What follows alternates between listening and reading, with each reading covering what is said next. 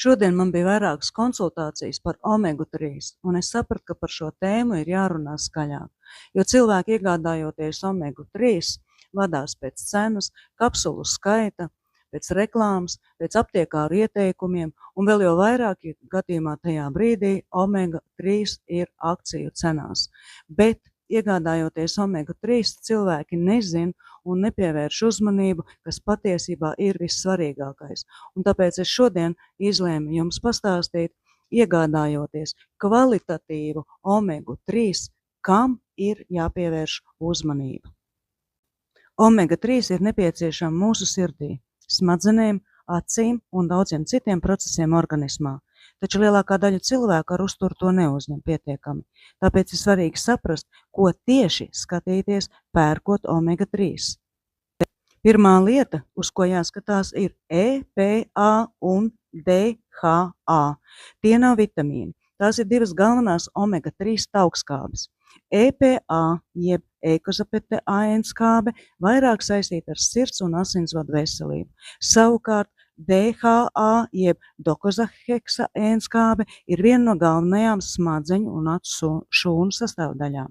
Tāpēc, izvēloties omega-3, svarīgākais nav zivju eļļas daudzums kapsulā, svarīgākais ir EPA un DHA daudzums. Kā piemēru, paskatīsimies uz ātumi Aļaska omega-3. Šī omega-3 tiek iegūta no Aļaskas mintajas zivīm. Izejvielas nāk no tīriem Aļaskas ūdeņiem, un eļļa tiek rūpīgi attīrīta, kas ir ļoti svarīgi, un tāpat tiek norādīta šajā aprakstā par omega-3. Tagad paskatīsimies uz svarīgāko. Dienas devā šī omega-3 satur 415 mg EPA un 285 mg DHA. Kopā tie ir 700 mg. Tieši tas, kam es iesaku pievērst uzmanību, izvēloties omega-3, bet ar to vien nepietiek. Es vienmēr iesaku apskatīties arī sastāvu. Jo īsāks un saprotamāks sastāvs, jo labāk. Šeit papildus ir pievienots arī E-vitamīns. Tas darbojas kā antioksidants un palīdz pasargāt omega-3 taukskābes no oksidēšanās. Tāpēc, pērkot omega-3, es skatos ne tikai uz cenu, bet arī uz EPA, DHA un sastāva kvalitāti. Mans stāsts ar to vēl nebeidz. Ir vēl viena kāda svarīga lieta, ko cilvēki nepievērš uzmanību, jo nav informēti un pat nemaz nezina. Tātad tā ir omega-3 forma. Ne jau ģeometriskā forma, bet īsāk sakot, kā tā uzsūcas. Tātad es šobrīd lietoju pati ātomi RTG omega-3. Liekas pilnīgi vienādi. EPA un DHA ir, E-vitamīns arī ir, bet atšķirība ir formā. Un tātad, kas tad īsti ir RTG omega-3? Patiesībā viss sākas ar TG formu. Tā ir dabīgā omega-3 forma, kādu atrodam zivīs. Pēc tam ražošanas procesā omega-3 tiek attīrīta un koncentrēta. Šo starposmu sauc par EE formu. Un tad notiek pats svarīgākais. Omega-3 tiek pārveidota atpakaļ formā, kas ir tuvāka tai, kāda tā ir dabā. Šo formu sauc par RTG.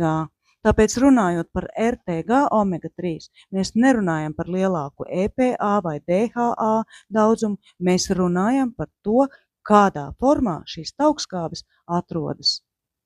Lūk, šī omega-3, ko šobrīd lietoju es pati, satur kopā 600 mg vērtīgo omega-3 taukskābi, taču galvenais ieguvums nav tikai ciparos, jo man ir svarīga forma, kas ir tuvāka dabīgajai un kuru organisms efektīvāk izmanto.